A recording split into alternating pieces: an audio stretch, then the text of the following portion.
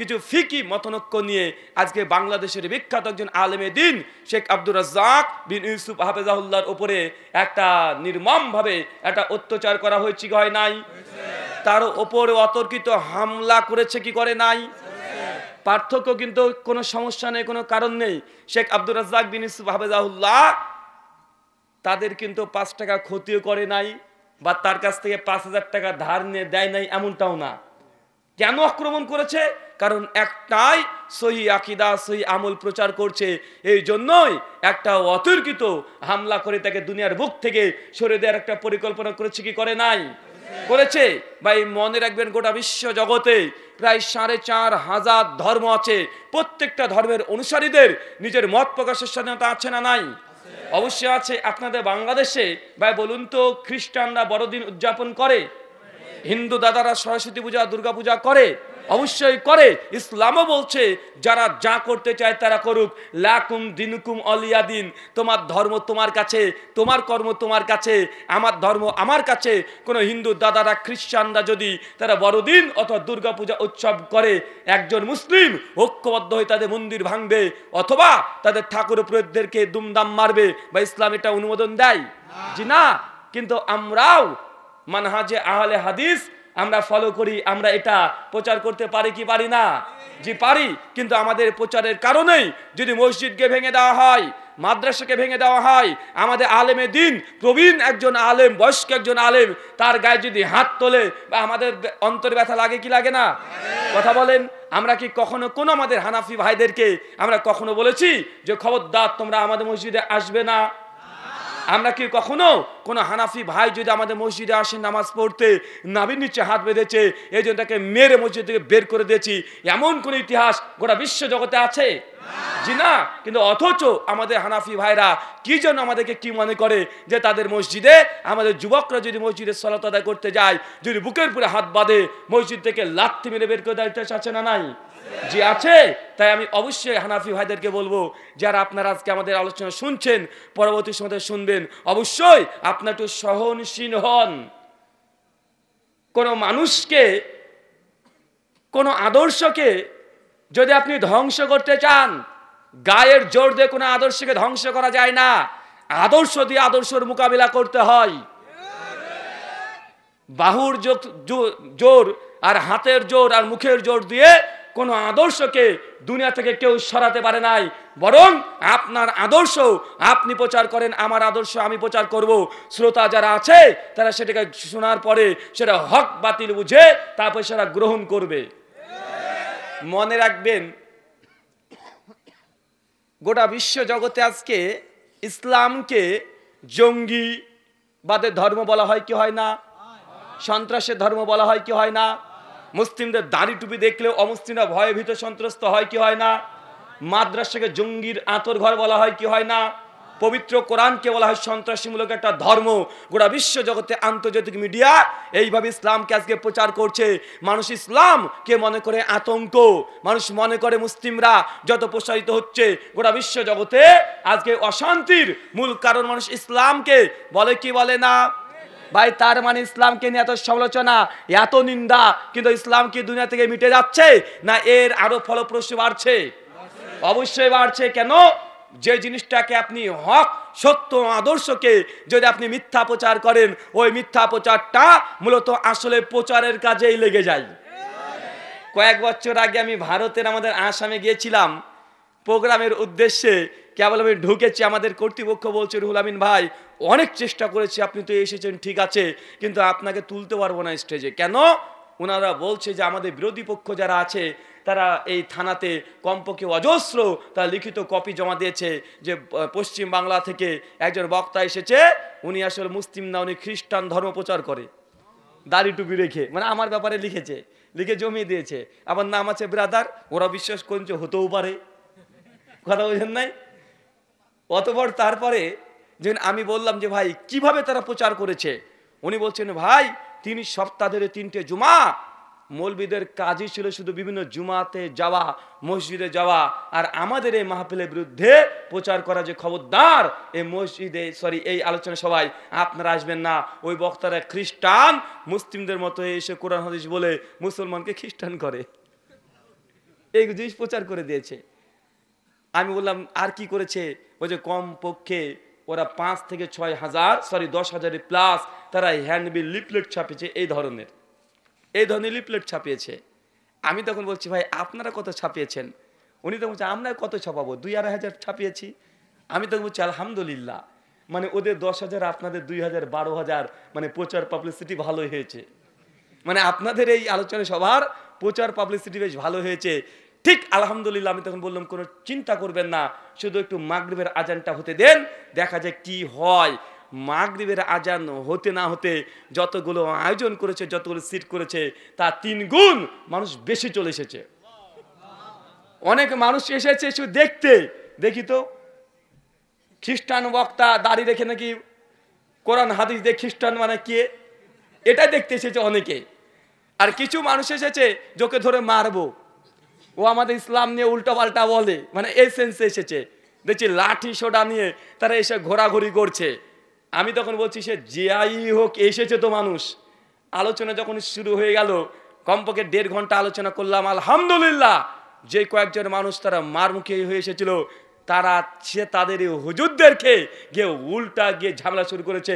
কি বলেন, উনি তো ভালোই কথা বলে, আল্লাহ আল্লাহ নবীর কথা বলে, আপনি কিসের মিথ্যা কথা বলেছেন যে উনি খ্রিস্টান ধর্ম প্রচার করে? তাদের বিপক্ষের প্রচার আমাদের পক্ষে চলে এসেছে। তাদের মানুষ হওয়ার কথা ছিল 5,000, হয়ে গেছে 15,000। আলহামদুলিল্লাহ। মানে বিরোধীদের প্রচারটাও প্রচার কি প্রচার নয়। তাই মনে রাখবেন, বিরোধীরা যতই নড়বে ততই পুঁতবে। তাই বিরোধিতা করে কখনোই সত্যকে দমানো সম্ভব নয়। আল্লাহ সুবহানাহু ওয়া তাআলা তুমি আমাদের কবুল করো, সকলে বলি আল্লাহুম্মা আমিন। আর মনে রাখবেন, আদম সন্তানরা ফিতরাত আছে। ফিতরাতটা কি? আপনি যে কাজ নিষেধ করবেন সেটা বেশি করে করবে। কেন? এটা আমাদের পৈতৃক সম্পত্তি হিসেবে পেয়েছি। পবিত্র কোরআন পড়বেন, সূরা বাকারা 2:28 থেকে 30। আল্লাহ সুবহানাহু ওয়া তাআলা নবী আদমকে বলছে, এগুলো জান্নাত তোর, যা ইচ্ছা তাই কর, যেখানে ইচ্ছে সেখানে যা, যা ইচ্ছা তাই খাবি। শুধু আল্লাহ একটা নিষেধ করেছে, আল্লাহ হচ্ছে গাছের কাছে যাবি না, গোটা জান্নাত তোর। নবী আদম কি করলেন? সমস্ত জান্নাত দরকার নাই, আল্লাহ যেটা নিষেধ করেছে ওখানে আগে গিয়েছে। কেন ওটা নিষেধ করেছে? মানুষকে যেটা নিষেধ করা হয় মানুষ সেটাই বেশি বেশি করে করে, তার জ্বলন্ত প্রমাণ। আপনি এখনই বাড়িতে চলে যান, রাস্তা থেকে ইট নেবেন, ইট বোঝেন, ইট, ওই ইট নেবেন, খুব সুন্দর করে একটা কাগজ দিয়ে বাইন্ডিং পেপার দিয়ে বাঁধবেন। বাঁধার পরে আপনার বউ আছে, বউকে বলবেন, বউ এটা রাখো, খবরদার খুলে দেখবে না, ফজরের সময়তে পাঠাতে হবে ঢাকাতে। শুধু এই কথা বলে শুয়ে পড়বেন। দেখবেন আপনি শুয়ে আছেন, আপনার বউ ভাবছে ঘুমায় না কেন, ঘুমায় না কেন। যে এখন এদিক ওদিকে একটু তাকাবেন, ঘুমিয়েছেন, নাক টাক ডাকবেন একটু, বউ লাফ দিয়ে উঠে আগে ওটা খুলে দেখবে। কেন বলেন তো? নিষেধ করেছেন যে। মানুষকে যেটা নিষেধ করা হয় মানুষ সেটাই বেশি বেশি করে। আজকে শেখ আব্দুর রাজ্জাক বিন ইউসুফ হাফেজাল্লাহ পরে যে আক্রমণ করা হয়েছে, এই আক্রমণ দেখে গোটা বাংলাদেশের মানুষ, তারা যারা চিনতো না, তারা আজকে আব্দুর রাজ্জাক বিন ইউসুফকে চিনেছে কি চিনে নাই? চিনেছে। একটা প্রোগ্রাম হতে দাও নাই। আজকে এই সব যুবক যারা সিলেটের মাটিতে এই ঘটনা ঘটেছে, তারাই সিলেটে অসংখ্য ছেলেরা দেখবেন তারপরেই আব্দুর রাজ্জাক বিন ইউসুফের নামটাকে শুধু ইউটিউবে লিখবে, বাড়িতে বিছানার মধ্যে ঢুকে সঙ্গে সঙ্গে শুয়ে আব্দুর রাজ্জাক বিন ইউসুফ হাফেজাল্লাহর বক্তৃতা শুনে দেখুন অজস্র মানুষ কয়েক বছরের মধ্যেই পরিবর্তন ইনশাআল্লাহ হবে, ইনশাআল্লাহ হবে। কেন? কারণ যেখানে হকের বিরোধিতা করা হয় ওখান থেকে হক চারা গজায়। মনে রাখবেন, এহসান ইলাহি জহির নাম শুনেছেন? একজন পাকিস্তানের বিখ্যাত ইসলাম আলেমে দ্বীন। তিনি বেরলবিয়াতের বিরুদ্ধে এত পরিমাণে লিখেছেন, এত বড় পরিমাণে বক্তৃতা দিয়েছেন যে তাকে দুনিয়া থেকে সরানোর জন্যই স্বয়ং স্টেজের উপরেই একদম জলসা চলছে, জলসার মাহফিল। ঠিক এমতো অবস্থাতে তার ফুলের মালার মধ্যে টাইম বোমা সেট করে দিয়েছে বেদাতিরাই, এসে তাকে গলায় পড়ে দিয়েছে উদ্বোধনের জন্য। কিছুক্ষণ পর গোটা স্টেজ সহ পুরোটাই শেষ। এইভাবে বিরোধিতা করা হয়েছে। শাইখুল ইসলাম ইমাম ইবনু তাইমিয়ার নাম শোনেন নাই? শুনেছেন? দীর্ঘ 23টা বছর জেলখানাতে কাটিয়ে দিয়েছে। কেন? বেদাতিদের বিরোধিতার কারণেই 23টা বছর। কিন্তু শেখ ইমাম ইবনু তাইমিয়ার নাম কি মানুষ ভুলে গেছে? জি না, বরং ইমাম ইবনু তাইমিয়ার মাজমু আল ফাতাওয়া 35 খণ্ডে জেলে সম্পূর্ণ করে ফেলেছে। চিন্তা করেছেন? ইমাম ইবনে তাইমিয়া বলেছিলেন সেই সময়তে যে আমাকে তোমরা কোথায় আটকে রাখবে, কোথায়? যদি দুনিয়াতে তুমি ছেড়ে দাও, দুনিয়ার মানুষকে হেদায়েতের জন্য আমি তাবলীগ করে বেড়াবো। যে জেলখানায় দাও, আমি তো মনে করছি ফাঁকা জায়গা, নিরিবিলি জায়গা, এখানে লিখেই পৃষ্ঠার পুরো পৃষ্ঠা আমার ইলমের বাহার দিকে চলে যাবো। চিন্তা করেন ইমাম ইবনে তাইমিয়া এমন কোনো জায়গা নাই যে সে হাত দেয় নাই, তার কলমের ডগা এমন কোনো সাবজেক্ট নাই, এমন কোনো বিষয় নাই যে তুই লিখে নাই, লিখেছেই 100%। যে কোনো বিষয় আপনি যদি বিজ্ঞান মনে করেন, বিজ্ঞানের উপর তার গ্রন্থ লেখা আছে। সেই দিন আশ্চর্য হয়ে গেলাম, আমি কম্পারেটিভ রিলিজিয়ন নিয়ে পড়াশোনা করি, হিন্দু ধর্ম খ্রিস্টান ধর্ম। হঠাৎ আমার চিন্তা হলো যে ইমাম ইবনে তাইমিয়া খ্রিস্টান ধর্ম নিয়ে কী লিখেছে। পড়তে গিয়ে দেখলাম তার বইয়ের তালিকা আমি খুঁজেছি মাকতাবায়ে শামেলাতে, তো দেখছি একটা বই চলেছে জবাবুস সহিহ, খ্রিস্টান ধর্মের জবাবে 6 খণ্ডের বই রচনা করেছে ইমাম ইবনে তাইমিয়া। কিন্তু সেই মানুষটাকেই মুসলিম বেদাতিরাই তাকে 23টা বছর জেলখানায় আবদ্ধ করে রেখেছে। এটা ইমাম ইবনে তাইমিয়া। বা ইমাম বুখারী নাম শোনেন নাই? যার বুখারী না পড়লে একজন মুসলিম প্রকৃত মুসলিম হতে পারে না, আমল করতে পারবে না। যে বুখারী না পড়লে সে একজন আলেমও হতে পারে না। গোটা বিশ্ব জগতে যত মানুষ আলেম দাবি করে, সে কি বুখারী বিহীন সে আলেম হয়েছে? কথা বলেন। অথচ ইমাম বুখারীকেই বেদাতিরা তার জন্মভূমি বুখার থেকে খালি পায়ে নিজের জুতো নিতে দেয় নাই, মারতে মারতে মারতে মারতে তাকে তাড়িয়ে দিয়েছে বেদাতিরাই। ইমাম আহমদ বিন হাম্বল রাহিমাহুল্লাহ শুধুমাত্র বেদাতিরা বলেছিল কোরআন হচ্ছে মাখলুক, এটা আল্লাহর সৃষ্টি, আর ইমাম আহমদ বিন হাম্বল তিনি বলেছিলেন কোরআন এটা আল্লাহর মাখলুক নয় বরং আল্লাহর সিফাত। এই কথা দৃঢ় থাকার জন্য ইমাম আহমদ বিন হাম্বলকে প্রতিদিন জেলখানায় আবদ্ধ রেখে 100 করে বেত্রাঘাত মারা হতো। উটের উপরে, উটের পিঠে, ঘোড়ার পিঠে তাকে নিচে 2 পা বেঁধে গোটা বাগদাদের শহরে ছেঁচড়িয়ে ছেঁচড়িয়ে নেবে যাওয়া হতো। কাকে? ইমাম আহমদ বিন হাম্বলকে। কেন? যুগ যুগ ধরে যারা বেদাতি আছে তারা হকপন্থী আলেমদের উপরে বাহুর জোর দেখায়, এটাই বাস্তব প্রমাণ। যুগ যুগ ধরে, আজকের নয়।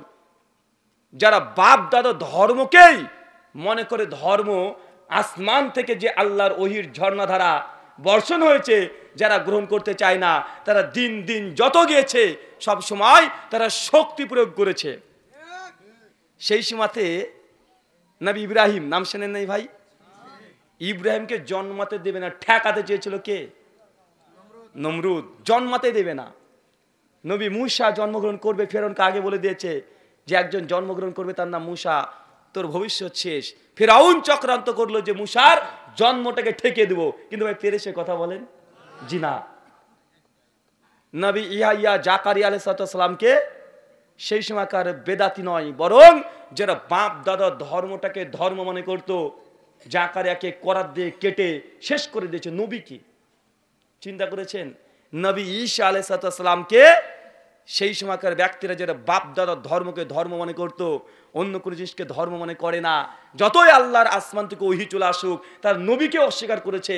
তার নবী ঈসাকে ক্রুশে ঝোলানোর জন্য তারা প্রস্তুতি নিয়েছিল। আল্লাহ হেফাজত করেছে। ভাই যুগ যুগ ধরে এমন মানুষ নেই, এখনো কিন্তু আছে। আমাদের নবী মুহাম্মদ সাল্লাল্লাহু আলাইহি ওয়াসাল্লামকে তাইফের ময়দানে বাপ দাদা ধর্মের দোহাই দিয়েই তারা মারতে মারতে মারতে মারতে দাঁত মর শহীদ করে দিয়েছে। আছে না নাই? আছে। তাই মনে রাখবেন, আমাদের বেদাতি ভাই বলতে হানাফি ভাইদেরকে সবাইকে বেদাতি বলছি না, মানে শুধু একটা বোঝানোর জন্য বলছি, ভাই আপনার আদর্শ আপনি প্রচার করেন, আমাদেরকে আমাদের আদর্শ প্রচার করতে দেন। ইনশাল্লাহ আপনি যদি হক হন আপনার বিজয় অনিবার্য, আর আমরা যদি বাতিল হই অবশ্যই দুনিয়া থেকে আমরা মিটে যাব। কিন্তু এইভাবে আদর্শ দিয়ে লড়াই করেন, হাত দিয়ে নয়। আজকের আলোচ্য বিষয় সলাতুর রসুল, রসুলুল্লাহ নামাজ। আজকে বলেন যে ভাই নামাজ পড়েছেন? জি পড়েছি। ভাই এই যে নামাজটা পড়লেন কিভাবে? তো ভাই আমরা তো শাফি মাযহাব মানি, এটা শাফি মাযহাবের নামাজ। উত্তর আছে না নাই? আপনার নামাজটা কি? এটা হানাফি স্টাইলের নামাজ, এটা মালিকি স্টাইলের নামাজ, এটা হাম্বলি স্টাইলের নামাজ। ভাই মানুষ উত্তর দেয় কি দেয় না? দেয়। কিন্তু আমাদের উত্তর কি এমনটা হওয়ার দরকার ছিল? আমাদের উত্তর কেমন হওয়ার দরকার ছিল? সহিহ বুখারী প্রথম খণ্ড 88 পৃষ্ঠা, দারুল উলুম দেওবন্দ থেকে ছাপা হাদিস নাম্বার 631, ইসলামিক ফাউন্ডেশন সহিহ বুখারী হাদিস নাম্বার 603, আধুনিক প্রকাশনী হাদিস নাম্বার 595। আল্লাহ নবী মুহাম্মদ সাল্লাল্লাহু আলাইহি ওয়াসাল্লাম মালিক বিন হুয়াইরিস একজন সাহাবীকে বলছে, সল্লু কামা রাআইতুমুন্নি উসাল্লি, সালাত আদায় করে সেইভাবে, নামাজ সেইভাবে পড়ো যেইভাবে আমাকে দেখলে। কাকে? মানে নামাজটা আমাদের কার মতো হবে? কথা বলেন। নবীর মতো নামাজ হবে, না হানাফি, না শাফি, না মালিকি, না হাম্বেলি। অনেক মানুষ যারা সাধারণ মানুষ আছে তারা মনে করে এই মাযহাব বা চার ইমামকে আল্লাহর রাসূলই নিযুক্ত করে দিয়ে গেছেন। জি না ভাই, আপনি ভুল ভাবছেন। আল্লাহর নবী মৃত্যুবরণ করছে 11 হিজরি। কত হিজরি? 11 হিজরি 12 রবিউল আউয়াল, সোমবার সকাল 9টা থেকে 10টার সময় আল্লাহর নবী মৃত্যুবরণ করেছে। আম্মা জান আয়েশা রাদিয়াল্লাহু তাআলা আনহার রাঙের উপরে মাথা দিয়ে তার নিজ বাসভবনে হুজুরায় বিশ্বনবী দুনিয়া থেকে চলে যান। তারপরে প্রায় 80 বছর পর, 70 বছর পর ইমামে আজম আবু হানিফা রাহিমাহুল্লাহ তিনি জন্মগ্রহণ করেন। অনেক মানুষ মনে করে যে আমাদের মধ্যে যে 4টে মাযহাব আছে, মাযহাবগুলো বিশ্বনবী তিনি অনুমোদন দিয়েছেন। জি না, এই মাযহাবগুলো এসেছে বিশ্বনবী মৃত্যুর কমপক্ষে 80 বছর পর। কত বছর পর? আল্লাহর নবী মৃত্যুবরণ করছে 11 হিজরি, আর ইমাম আবু হানিফা রাহিমাহুল্লাহ জন্মগ্রহণ করছে 80 হিজরি, মৃত্যুবরণ করছে 150 হিজরি। ইমাম মালিক দ্বিতীয় ইমাম জন্ম 93 হিজরি, মৃত্যু 179 হিজরি। তৃতীয় ইমাম ইমাম শাফিঈ জন্ম 150 হিজরি, মৃত্যু 204 হিজরি।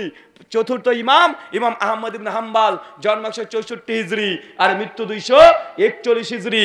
এই 4টে ইমাম যাদের নামে 4টে মাযহাব প্রতিষ্ঠিত আছে গোটা বিশ্ব জগতে, মনে রাখবেন এই 4 ইমামের সঙ্গে একজনেরও রাসূলের দেখা হয় না, এমনকি কোন সাহাবীরও দেখা হয় নাই। অনেকে বলে না ইমাম আবু হানিফা রাহিমাহুল্লাহর সঙ্গে সাহাবীর দেখা হয়েছে 5 জন। জি না, এই কথা মিথ্যা। ইমাম আবু হানিফা রাহিমাহুল্লাহর সঙ্গে কোন সাহাবীর দেখা হয় নাই। বলা হয়ে থাকে যে সাহাবীরা জীবিত ছিল, কিন্তু ইমাম আবু হানিফা রাহিমাহুল্লাহর সঙ্গে কোন দাঁড়সে ইমাম আবু হানিফা কোন সাহাবীর সঙ্গে পায় নাই। অনেকে বলে আনাস বিন মালিক রাদিয়াল্লাহু তাআলা আনহু তার সঙ্গে ইমামে আজম আবু হানিফার দেখা হয়েছে, এই কথাও মিথ্যা। ইমাম দারাকুতনি রাহিমাহুল্লাহ সাবালাতে দারাকুতনি রাবি নাম্বার 265-তে বলেছে ইমাম আবু হানিফার সঙ্গে আনাস বিন মালিকের সাক্ষাৎ হয় নাই। জাস্ট জীবিত ছিল, কিন্তু সাক্ষাৎ হয় নাই, দার্সে বসে নাই। কোন সাহাবীর দার্সে ইমাম আবু হানিফা রাহিমাহুল্লাহ বসে নাই। এই জন্য তো ইমাম আবু হানিফা রাহিমাহুল্লাহ তিনি একটা উক্তি আছে, ইমাম হাফেজ জাইলাই হানাফি তার নাজবুর রায়া 2য় খণ্ড 112 পৃষ্ঠা লিখেছে যে ইমাম আবু হানিফা রাহিমাহুল্লাহ বলেছেন যে আমি আতা বিন আবি রাবার মতো উত্তম কোন ব্যক্তিকে দেখিনি, আর জাবের আল জুফির মতো কোন মিথ্যুক কাযযাব ব্যক্তিকে দেখি নাই। একটু পয়েন্ট অফ ভিউ মনে রাখতে হবে কথাটা। ইমাম আবু হানিফা রাহিমাহুল্লাহ বলছেন যে আমি আতা বিন আবি রাবার মতো উত্তম কোন ব্যক্তিকে দেখি নাই। কার মতো? আতা বিন আবি রাবার মতো উত্তম কোন ব্যক্তিকে আমার এই 2 চোখ দ্বারা দেখি না। ইমাম আবু হানিফা রাহিমাহুল্লাহ বলছে আতা বিন আবি রাবা কে? সাহাবী না তাবেঈ? একজন তাবেঈ, 110 হিজরিতে মৃত্যুবরণ করে। কত হিজরি? 110 হিজরিতে মৃত্যুবরণ করে একজন তাবেঈ। ইমাম আবু হানিফা রাহিমাহুল্লাহ বলছেন যে আতার চাইতে উত্তম কোন ব্যক্তিকে আমি দেখি নাই। এখন ইমাম আবু হানিফা যদি কোনো সাহাবীকে দেখে থাকেন তার নিজের চোখ দ্বারা, কখনো তাবেঈর এত বড় প্রশংসা করতে পারে? তার মানে বোঝা যাচ্ছে যে ইমাম আবু হানিফা রাহিমাহুল্লাহ তার 2 চোখ দিয়ে কোনো সাহাবীকে দেখে নাই। যদি দেখতেন তাবেঈর কথা বলতেন না, বলতেন সাহাবীর কথাই, বলতেন যে আমি সাহাবীকে দেখেছি। বলতেন কি বলতেন না? যে বলতেন এই হাদিস, এই কথা ইমাম আবু হানিফা রাহিমাহুল্লাহর কথা থেকে প্রমাণ হয় 100% ইমাম আবু হানিফা রাহিমাহুল্লাহ কোনো সাহাবীকে দেখে নাই, তিনাকে যে তাবেঈ বলা হয় এটা নিয়েও মতনৈক্য আছে। সাহাবীরা জীবিত ছিল, কিন্তু তিনি কখনো দার্সে বসেন নাই। কিন্তু আমাদের সাধারণ মানুষরা মনে করে যে না ইমাম আবু হানিফা রাহিমাহুল্লাহ কে হয়তো আল্লাহর নবী ও সাহাবীরাই দায়িত্ব দিয়ে গেছে যে তোমরা আমার মতো এইভাবে চালিয়ে যাও। এটা প্রথম ভুল ধারণা। অনেকে ভুল ধারণা একটা আছে কি জানেন? ওনারা মনে করেন যে 4 ইমাম এক টেবিলে বসেছে, কোরআন হাদিস নিয়ে বসেছে, গবেষণা করেছে, মাসলা দিয়েছে। ভাই এমনটাও নয়। ইমাম আবু হানিফা চলছে 80 হিজরি, মৃত্যু 150 হিজরি। ইমাম শাফিঈ জন্মাচ্ছে 150-এ, মৃত্যু 204-এ। ইমাম আবু হানিফার সঙ্গে শাফিঈর সাক্ষাৎ হয় নাই। ইমাম আহমদ বিন হাম্বল জন্মগ্রহণ করছে 164, মৃত্যু 241। মানে ইমাম আহমদের সঙ্গে কোন ইমামে দেখা হয় নাই। 4 ইমাম যে একসঙ্গে বসে তারা ইজতিহাদ করছে মাসালাকে, এই কথাগুলো সঠিক নয়। কিন্তু এই কথাগুলো সমাজে অনেকে কান পড়া দিয়ে থাকে, কি থাকে না, যদি থাকে, আগে আপনাকে ইসলামের বেসিক ধারণাগুলো বুঝতে হবে, তারপরেই ইনশাআল্লাহ আমাদের মধ্যে অনেক মতভেদ দূর করা সম্ভব।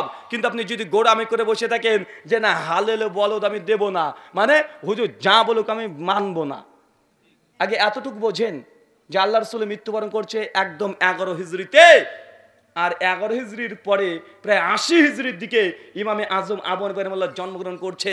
ভাই বলুন তো, আল্লাহ রাসূলের মৃত্যুর পরে পৃথিবীতে কি জিবরাইল আর কখনো এসেছিল? পৃথিবীতে কি কোরআনের তারপরে কোনো আয়াত অবতীর্ণ হয়েছিল? না, এটা হওয়া সম্ভব। যদি আল্লাহ রাসূলের মৃত্যুর পরে পবিত্র কোরআন সূরা মাইদা সূরা 5 আয়াত নাম্বার 3 আল্লাহ বলছেন আলিয়ামা আকমালতু লাকুম দীনাকুম ওয়া আতমামতু আলাইকুম নিয়ামাতি ওয়া রাদিতু লাকুম ইসলামা দীনা, আমি আল্লাহ দিন ইসলামকে মুকাম্মাল পরিপূর্ণ সম্পূর্ণ করে দিলাম। আল্লাহ রাসূলের উপরে বা নবীর উপরে দিন যদি ইসলাম যদি মুকাম্মাল সম্পূর্ণ হয়ে যায়, তো আল্লাহ রাসূলের মৃত্যুর 200 বছর পর কিভাবে এই 4টে মাযহাব মানা ফরজ হয়? একটু বোঝেন, একটু বোঝার চেষ্টা করুন। ইসলাম পরিপূর্ণ, ধরুন বোতলটা পরিপূর্ণ আছে, পরিপূর্ণ আমি জল তথা পানি আমি লোড করে দিয়েছি।